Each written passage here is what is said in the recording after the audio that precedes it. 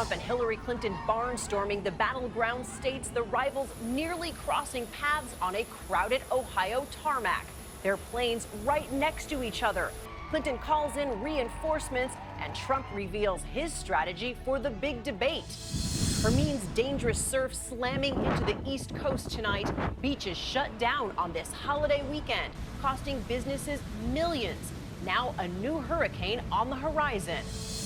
President Obama and Vladimir Putin in a face-to-face stare-down. The president describing their blunt talk, but did they make a deal? A father's car stolen at a gas station, his twin daughters asleep in the back seat. Tonight, his warning about turning your back even for a split second. And reduced to rubble, a famous ancient rock formation destroyed, toppled by tourists. Now the hunt to find them. This is ABC World News Tonight with David Muir. Good evening, I'm Cecilia Vega. David is on assignment. We begin this Labor Day with breaking news on the campaign trail and the all-out sprint to the election. Hillary Clinton on her brand new campaign plane for the first time. The candidate who hasn't held a press conference in 275 days late today, taking questions from reporters where she dismissed attacks about her health. Today alone, Clinton making as many campaign stops as she's made in the last 2 weeks combined. Her team fanning out too. Running mate Tim Kaine, Vice President Joe Biden, former President Bill Clinton, even her one-time foe Bernie Sanders all out in force today.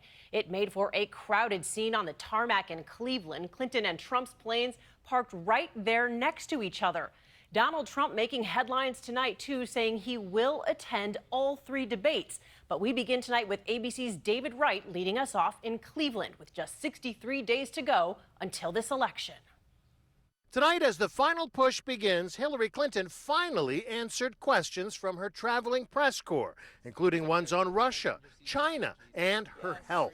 Are you concerned about conspiracy theories about your health and whether that will affect the election? I'm not concerned about the conspiracy theories. There are so many of them, I've lost track of them. Today's question and answer session was her first in weeks. It took place aboard Clinton's brand new campaign plane, a Boeing 737 nicknamed Hill Force One. Clinton's slogan, "Stronger Together," emblazoned there on the side. Hey guys! Hi! Welcome to our big plane! It's so exciting! Today on the plane, Clinton pushed back on any suggestion her time at the State Department was tainted by conflict of interest with the Clinton Foundation. Everything I did at the State Department, I did in furtherance of America's interests and our security. The State Department has said there's absolutely no evidence of any kind of external influence, and I know that to be the fact. Clinton's campaign has more events scheduled today than they've had for the past 2 weeks. Team Clinton swarming the end zone in 6 states, including Bernie Sanders' first solo stops on Clinton's behalf in New Hampshire. There should be no doubt on anybody's mind as to whether Hillary Clinton is the superior candidate, because in every respect she is. At a Labor Day picnic in Cleveland, Clinton was suddenly overcome by a coughing fit. Every time I think about Trump, I get allergic. Must be allergic to the media, tweeted Trump's campaign manager Riley. Finally spent a minute with them. And David Wright joins us now in Cleveland. David, Hillary Clinton today, she is not letting up on Donald Trump's trip to Mexico. She's accusing him now of choking on that big trip there. That's right, Cecilia. Clinton and her running mate Tim Kaine sat down with our friend David Muir and talked about the trip to Mexico, saying he choked, saying he caused a diplomatic incident by telling the Mexican president one thing and his supporters another, calling that irresponsible. Cecilia? David Wright leading us off tonight. Thank you. And a reminder just how tight this race is. Clinton now holds a 6-point lead over Donald Trump. That's down from a 10-point lead in early August. And as both candidates know, it is the battleground states where this race will be won or lost. Here's ABC's Mary Bruce. Build that wall! Build that wall! Tonight, Donald Trump kicking off the final sprint of the campaign, shaking hands at this county fair. We're going to bring jobs back to Ohio. We're going to Trump blitzing the key battleground state where latest polls show Clinton with a slim lead. And on his way, a rare move for Trump, inviting the press to tag along on his plane. The same day Hillary Clinton started traveling with her press corps. Coincidence? Is that what she's doing? Trump taking questions on his immigration policy. I'm not ruling out anything. No, I'm not Including getting a pathway to legal status. No. To become a citizen, you're going to have to go out and come back in. But when pressed further, still not giving a clear answer. We're going to make that decision into the future. Trump slamming Clinton for ducking reporters, counting the days since her last press conference. She doesn't do press conferences. It's been almost 300 days. If Hillary Clinton held a press conference, what would you ask her? A lot of questions to ask. He'll have his chance later this month. I think you have an obligation to do the debates. Trump confirming he will attend all 3 high-stakes debates. Well, as of this moment, yeah. What could cause you to change your mind? Hurricanes, natural disaster. No, I expect to do all 3. And with just 63 days to the election, he's taking new shots at Clinton. If she was presidential, fellas, okay. Hillary Clinton would be a disaster. And Mary Bruce joins us now from Canfield, Ohio. Mary, Donald Trump today dropped some hints about how he's preparing for that debate, the first one in just 3 weeks. Yeah, don't expect any traditional debate prep from Donald Trump. No mock sessions, no one playing Clinton in rehearsals. Today, Trump expressing some concerns about possibly being over-prepared. Cecilia? Okay, Mary, thank you. And David Muir will be right back here tomorrow night with 2 major interviews. David sitting down with Hillary Clinton and her running mate, Tim Kaine, as well as the Republican ticket, Donald Trump and Mike Pence, first on GMA, on ABC News Digital, and of course right here on World News tomorrow night. We do now want to turn to the extreme weather. Hermine packing a punch off the coast, the East Coast this Labor Day weekend. Take a look at the high surf off Rhode Island. Coastal floods, threats, and tropical storm warnings tonight along the coast of New England. In Hermine's wake, at least 2 people killed, including the driver of this tractor trailer blown over by a gust of wind on a North Carolina bridge. And in Florida, where Hermine made landfall as a hurricane tonight, tens of thousands of residents are still without power. ABC's Ginger Z with the storm track in a moment, but first ABC's Gio Benitez on the Jersey Shore. Tonight, winds from Hermine still packing a punch in parts of the Northeast. WCVB reporter David Bienick right there in Cape Cod, Massachusetts. Wind is now whipping across the beach. Waves are picking up. There's a no swimming ban in effect, but a surprising number of people are actually out here.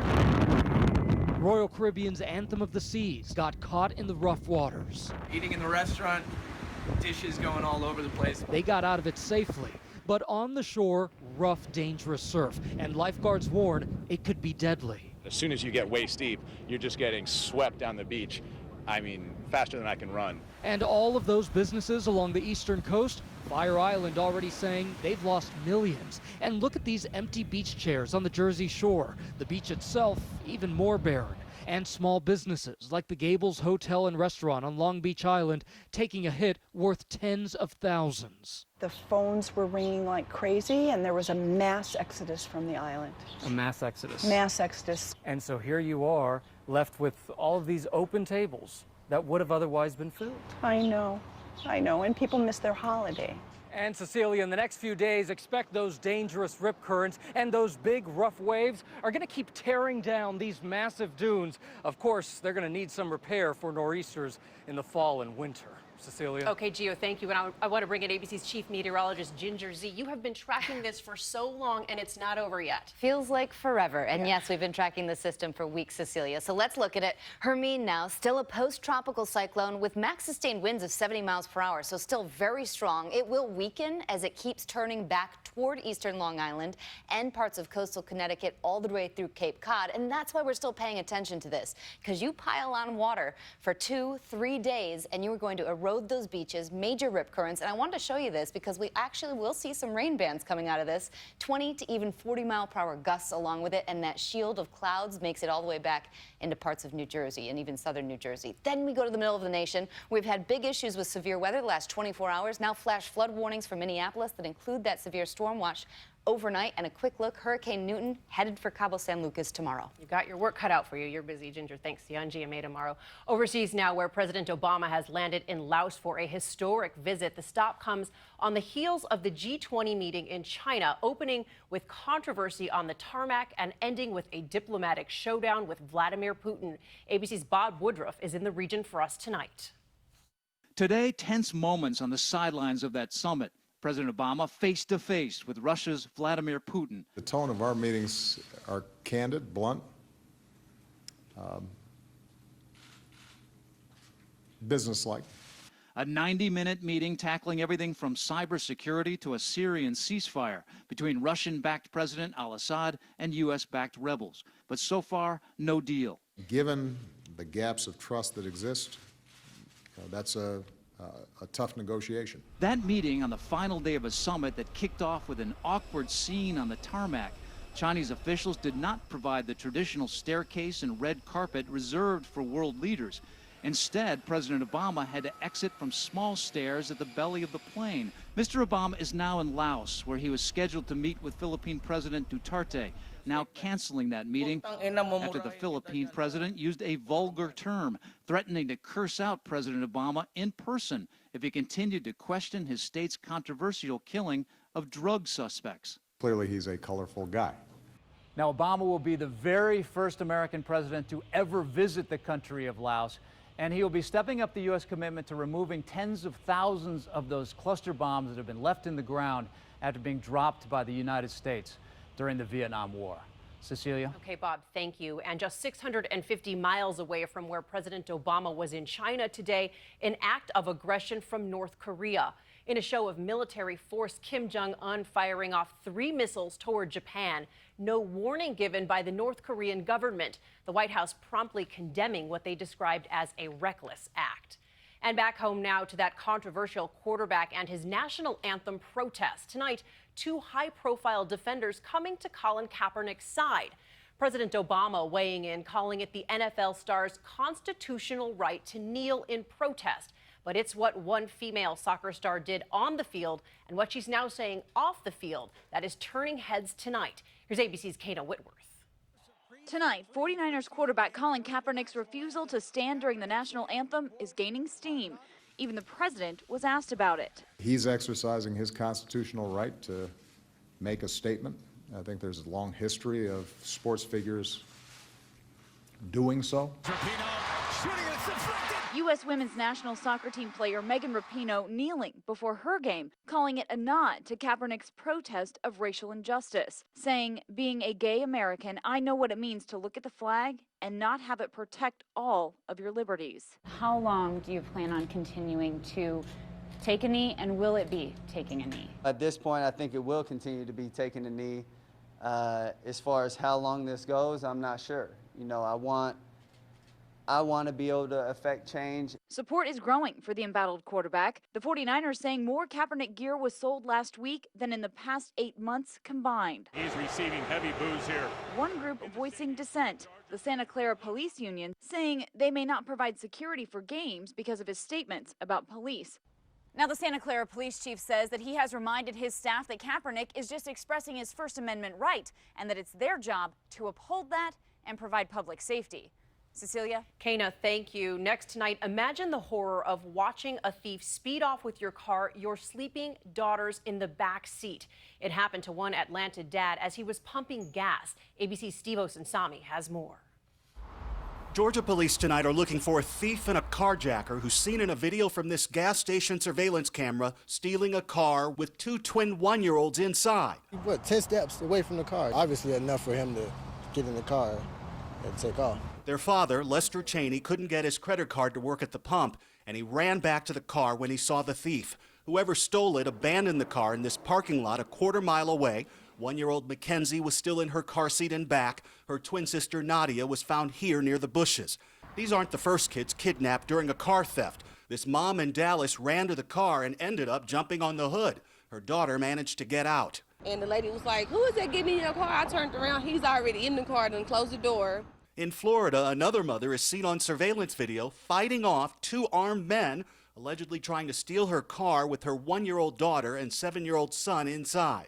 Police say the girls here in Atlanta slept through the whole ordeal and were uninjured. Their father warns other parents tonight that it only takes a second and that you should never leave your car running and unlocked like he did. Cecilia? A good reminder, Steve. Thank you. And there is still much more ahead on World News Tonight this Monday. Sorry to tell you, but it is back to work tomorrow. And if you think the traffic on your way in is a pain, just wait until you find out how much your daily commute costs every year. And an ancient landmark toppled, crashing to the ground. Why these hikers say they did it and why authorities now want to find them. And for Serena Williams now topping every tennis player ever, man or woman. I joined the Army in July of '98. I did active duty 11 years and 2 in the reserves. Our 18-year-old was in an accident. When I call USA, it was that voice asking me, is your daughter okay? That's where I felt relief. It actually helped to know that somebody